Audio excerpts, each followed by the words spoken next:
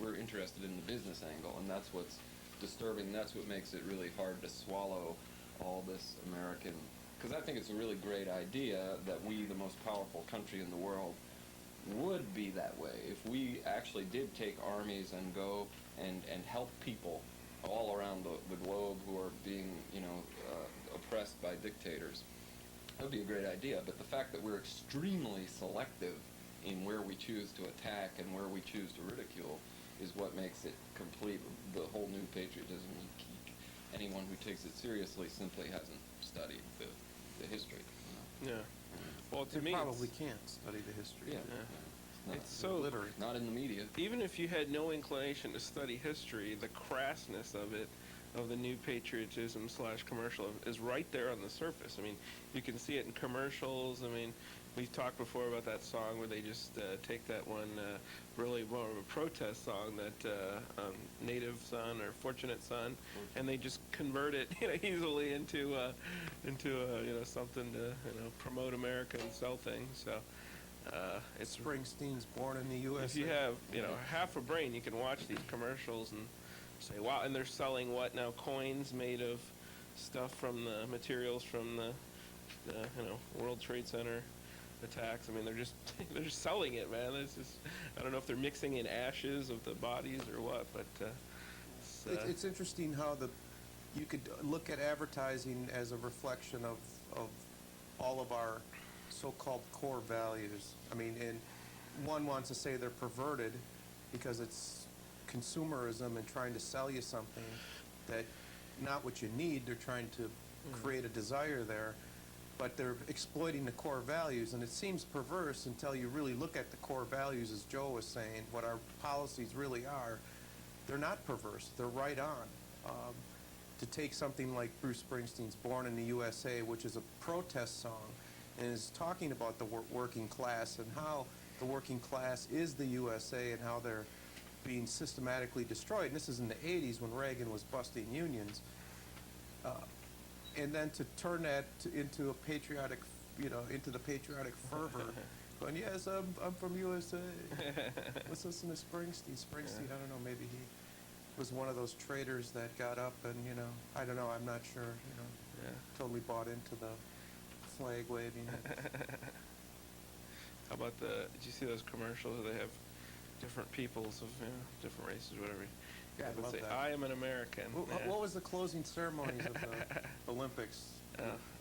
Classic was the Native Americans raising the United States flag and being accompanied by NSYNC singing the Star Spangled Banner. I mean, that's where we reached the ultimate cheese moment, I think. But again, it doesn't provoke a reaction. Do you agree that children are precious?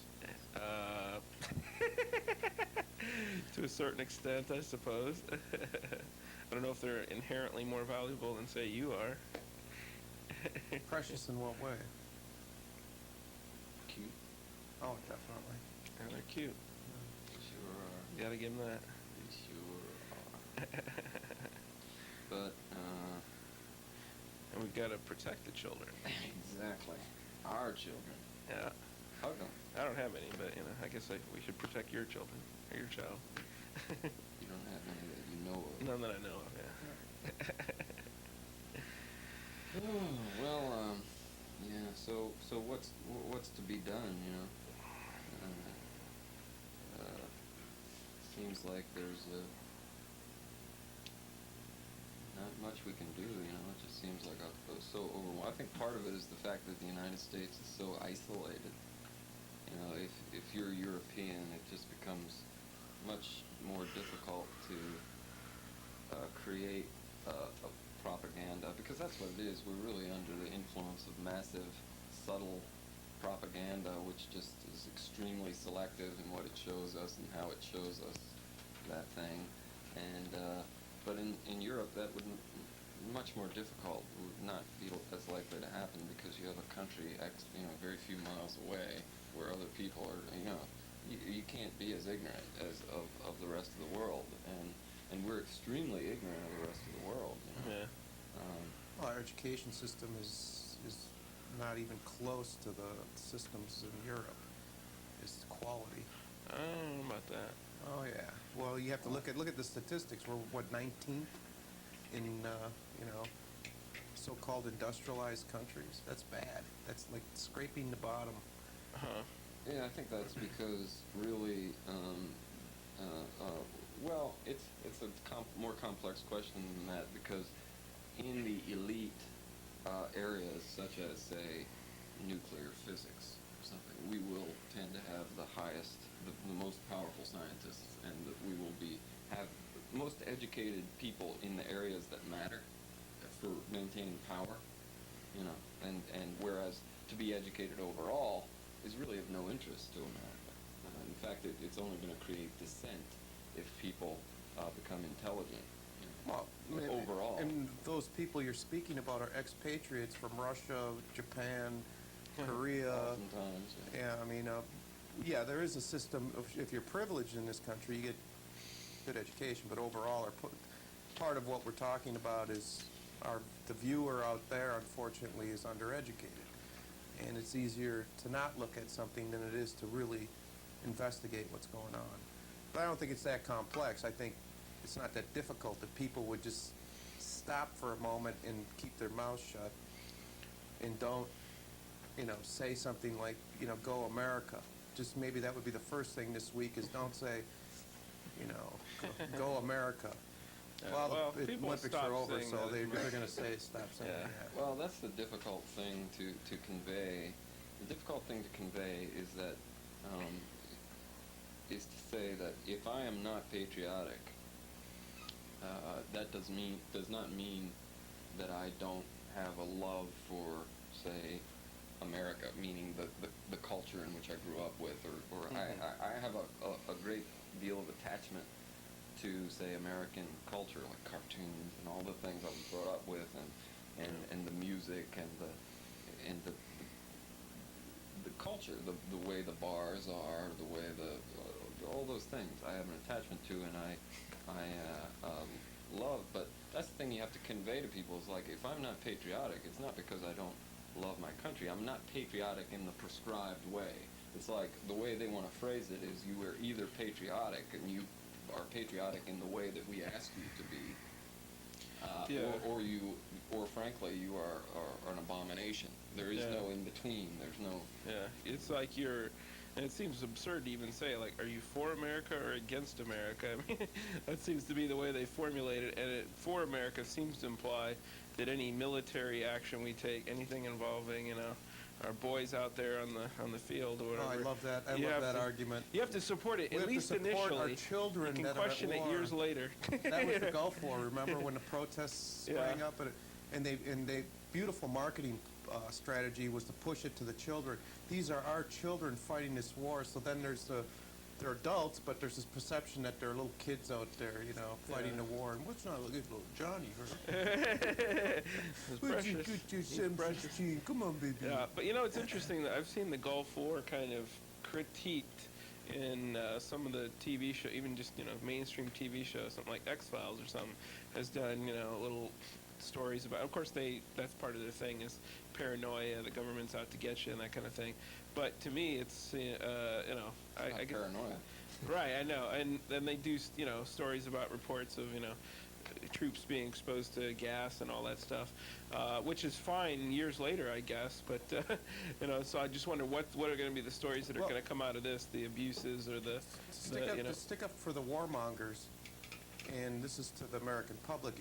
Let me tell you a secret. If you join the military, you are joining to kill somebody and be killed. So don't come crying to us. If you wake up one morning and you're dead. They know what I mean. You were in the military, right? Yes, I was in the military. How long? For a year. Huh. And I realized that was not the place I wanted to be. And most of the soldiers I was around realized that was the place they did not want to be. It's basically, we're using it as form of it's welfare, because historically the avenues for my people were, you either went into the military or you worked in the foundry. And the military actually was one avenue where we could get good education, benefits and things like that. And everybody in my family went that route, including myself. So, but I understood when I went in there what my role was going to be.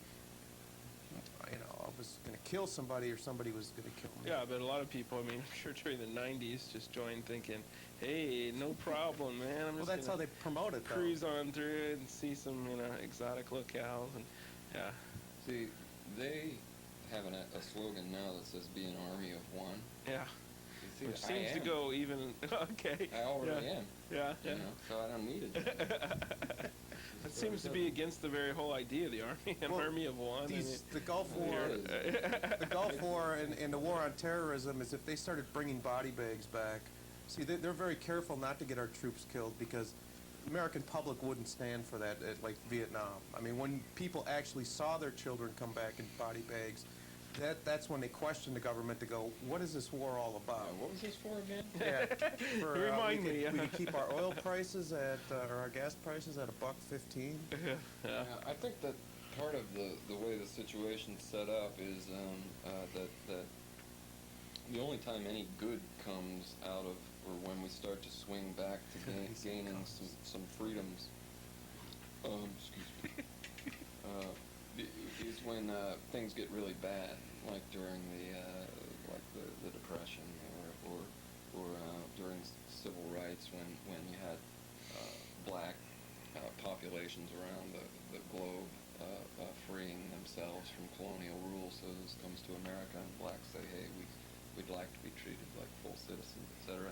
And that, so anytime there's a bad situation, you can have some swing toward good. And then the reaction to that must be a reaction to say, okay, we've accomplished that. It's over now. There are no more poor people. There is no more problem with poverty, etc. And so all the poverty that obviously is still there is silenced again. It has no one speaking for it. It has no occasion to kind of compel it. And I think it's interesting too to note that the most dangerous people are the people that the government, for whatever reason, allows in. They become in with the government to the extent that they get publicized. The media covers them, so they become really big. Somebody like Martin Luther King, who basically, the only reason he became so popular, skyrocketed he was pretty popular, but on a grassroots level. But he became a huge media thing because he basically agreed to be the spokesman for black civil rights for the government, basically. He basically did a deal with the government saying, okay, I will be because we don't want Malcolm X. So we'd rather have you, and what we need you to do is to continue advocating for nonviolence, because that will help us to keep the situation under control, etc. And and then also you just agree to take it really slowly, and we'll do it really slowly because we're not really prepared to give up very much at this point.